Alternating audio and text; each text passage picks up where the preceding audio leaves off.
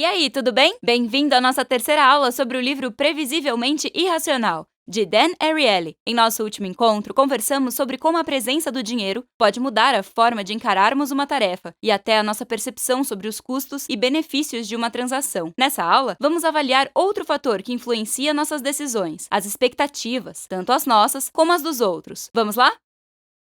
O ano era 1985. A Pepsi elaborava uma campanha de marketing muito agressiva contra a Coca-Cola. A campanha consistia em fazer testes cegos. 2 copos eram colocados na frente do consumidor sem identificação. Então, a pessoa provava e apontava sua preferência. A campanha foi um sucesso, ganhando por uma margem de 10%. Os consumidores preferiram a Pepsi. Claro que a icônica bebida de rótulo vermelho não perdeu tempo e produziu a sua própria versão da campanha. A Coca criou sua variação com uma diferença marcante. Agora, o teste era aberto, ou seja, na hora de provar as bebidas, os consumidores sabiam qual era qual. Adivinha o resultado do teste? A maioria preferiu a Coca-Cola. Mas o que está acontecendo aqui? Por acaso as bebidas mudaram de sabor? Ou os consumidores mudaram de preferência assim de um dia para o outro? Para avaliar mais a fundo, um grupo de pesquisadores realizou um teste a mais. Eles replicaram as experiências das marcas, agora observando as respostas neurológicas dos participantes. A surpresa aconteceu num teste aberto, enquanto uma tomografia dos participantes era feita ao mesmo tempo. A marca a ser provada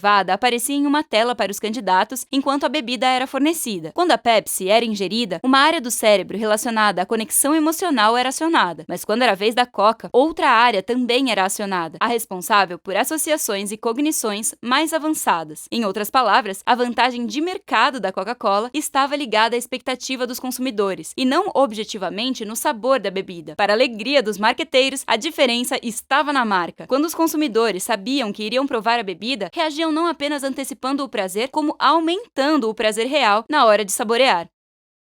Já tivemos um exemplo de como as expectativas têm o poder de mudar nossas experiências, e não seria diferente quando falamos das nossas impressões sobre pessoas. É aqui que entramos em uma conversa sobre estereótipos. Vou contar para vocês um experimento curioso sobre como o estereótipo muda não apenas a forma que vemos os outros, mas também a nós mesmos. O experimento foi dividido em 2 partes. Na primeira, os participantes seriam submetidos a um jogo de palavras, onde o objetivo era montar um quebra-cabeça que, quando completo, formava palavras. Depois, todos fariam um teste de matemática. O papel do jogo de palavras era evocar um certo tema na cabeça dos participantes. Já o teste de matemática mediria a influência deste tema sobre a capacidade de resolução dos participantes. Foram selecionadas apenas mulheres asiáticas para fazer parte do experimento. Elas foram divididas em 2 grupos. Um grupo recebeu um jogo de palavras que remetia ao gênero feminino. O outro grupo jogou com palavras relacionadas à etnia asiática. A intenção era, de forma indireta, lembrar as participantes de seus próprios estereótipos. De forma geral, tem-se o preconceito de que mulheres têm dificuldade com matemática. Por outro lado, os asiáticos são comumente apontados como gênios naturais no assunto. De forma impressionante, o resultado foi que os grupos honraram o estereótipo estimulado. O grupo que focou no gênero teve notas menores, e o que relembrou sua etnia acertou mais questões. Moral da história: nossas expectativas mudam o nosso próprio comportamento de forma previsivelmente irracional.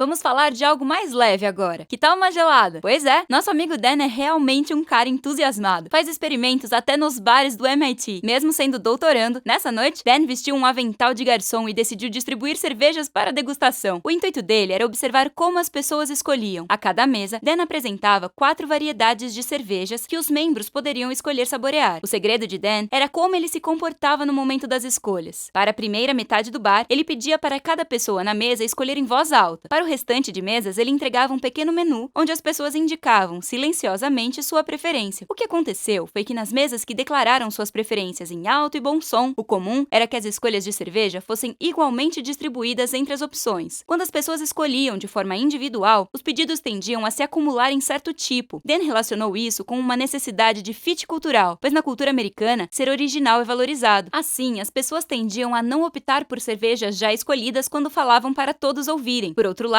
quando a escolha era secreta, os participantes eram mais fiéis às suas preferências pessoais. Não satisfeito, Dan deu um passo adiante. Ao final das rodadas, ele pediu para cada um indicar seu nível de satisfação com a escolha, claro, de forma sigilosa. E o resultado mostra mais um desdobramento desse comportamento de atendimento às expectativas. Quem levou em consideração as expectativas do grupo tendeu a ficar insatisfeito, enquanto os que fizeram escolhas independentes ficaram mais felizes. Portanto, cuidado quando quiser agradar alguém. Você pode estar passando por cima de si mesmo.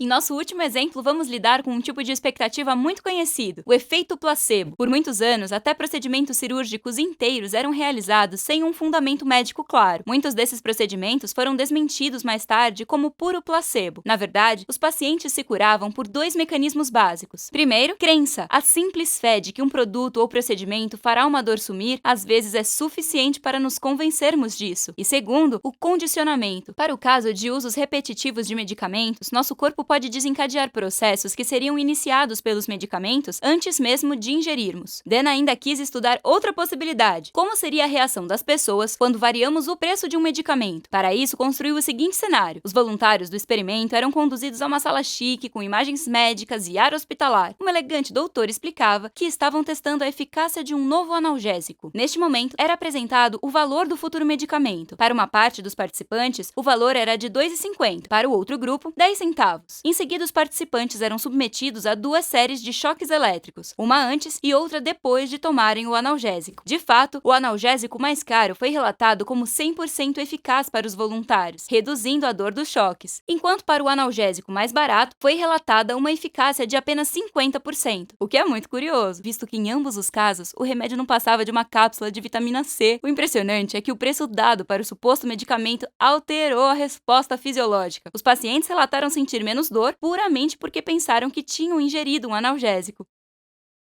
Ansioso para testar os seus novos conhecimentos sobre como lidamos com as expectativas de maneira previsivelmente irracional? Faça como Dan, pode ser num laboratório ou numa mesa de bar. Seja um cientista comportamental no dia a dia. Na última aula desse livro, vamos fechar com um tema que também está em nossa rotina. Falaremos de honestidade. Até a próxima aula. Bons estudos!